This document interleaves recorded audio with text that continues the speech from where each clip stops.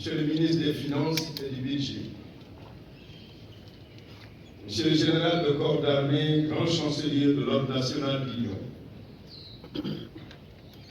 Monsieur le général de corps d'armée, chef d'état-major général des armées, Monsieur le général de corps d'armée, haut commandant de la gendarmerie nationale et directeur de la justice militaire, Monsieur le général de division, inspecteur général des forces armées,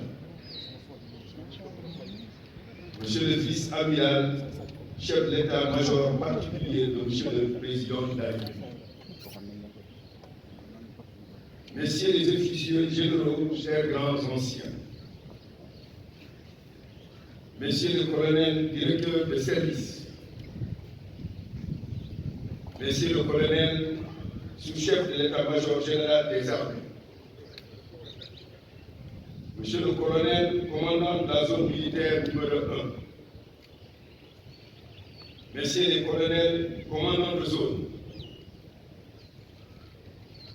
Messieurs les attachés de défense, officiers, sous-officiers, militaires du Rhône, marins, aviateurs, Mesdames, Messieurs, personnels civils des armées,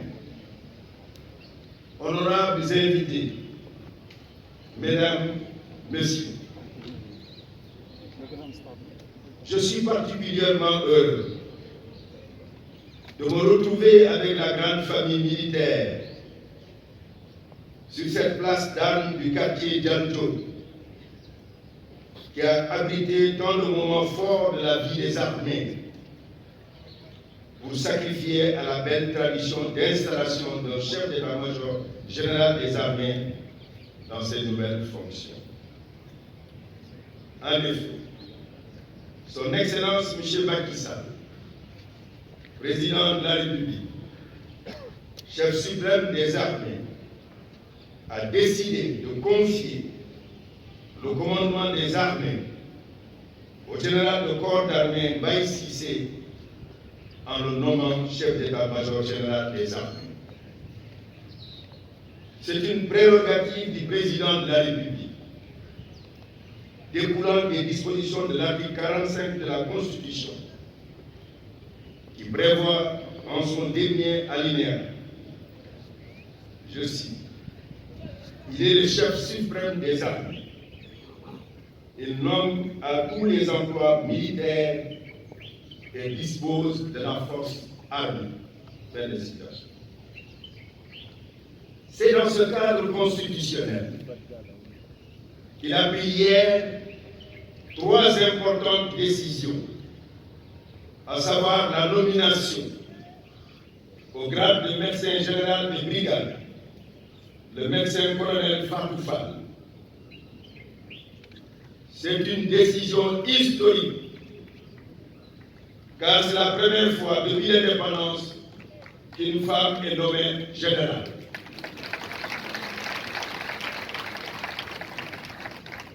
Au grade d'intendant général de brigade, l'intendant-colonel Ibrahima Ndiaye. Au grade de général de brigade, le colonel Cheikh Mohamed Lamine Boukounda Kamara. Je leur adresse à tous mes chaleureuses félicitations et leur souhaite bonne chance. Mon général,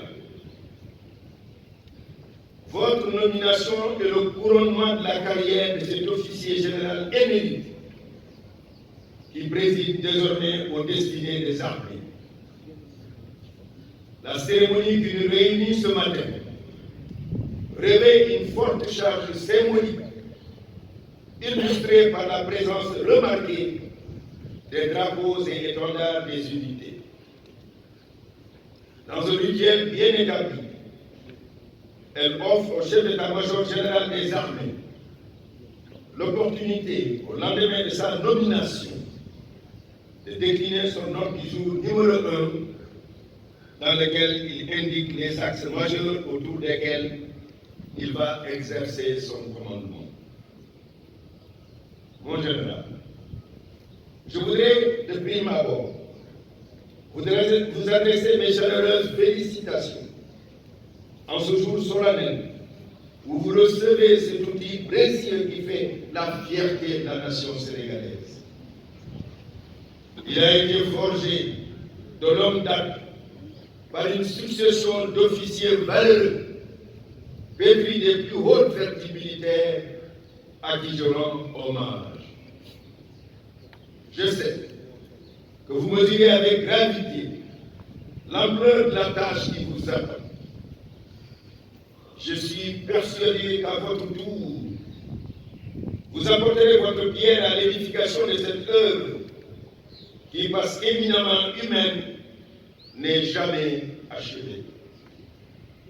Le chef suprême des armées, M. Macky Sall, en portant son choix sur votre personne, vous a renouvelé sa confiance, car il a reconnu chez vous la compétence, les qualités humaines et professionnelles requises pour continuer de faire des armées cet outil résilient et performant. Pour avoir déjà travaillé avec vous, je reste animé par ce même sentiment. Il ne fait point de doute que vous serez maintenus les armées sur la trajectoire d'excellence tracée par votre prédécesseur, le général d'armée Cheikh Wade, que je salue. Votre parcours depuis votre sortie de l'École nationale des officiers d'acquis, ENOA, en 1990, donne la pleine mesure de vos capacités à tenir et raviver le flambeau. Il a été fait d'affectation en école, en unité et en état-major.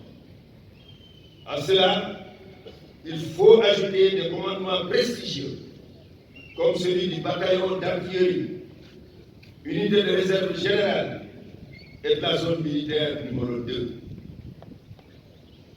Par ailleurs, les zones d'engagement opérationnels de nos unités vous sont familières, que ce soit au Sénégal comme dans le cadre des opérations de maintien de la paix où vous vous êtes très tôt illustrés à travers les opérations de la force de la CEDEAO au Libéria.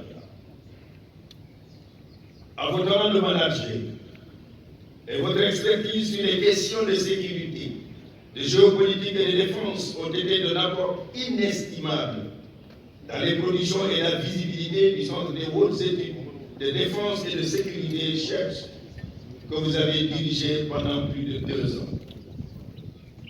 Toutes ces expériences professionnelles accumulées, également durant vos affectations successives comme aide de camp et chef de cabinet des grands chefs militaires, vous confèrent une très bonne connaissance des armées qui vous prédestinez parfaitement à la haute fonction de chef de l'état-major particulier de M. le Président de la République, Macky Sall.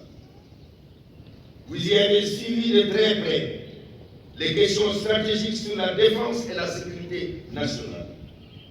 À la lumière de ce parcours élogieux, je suis très confiant quant à l'avenir des armées. Mon général, votre nomination survient à un moment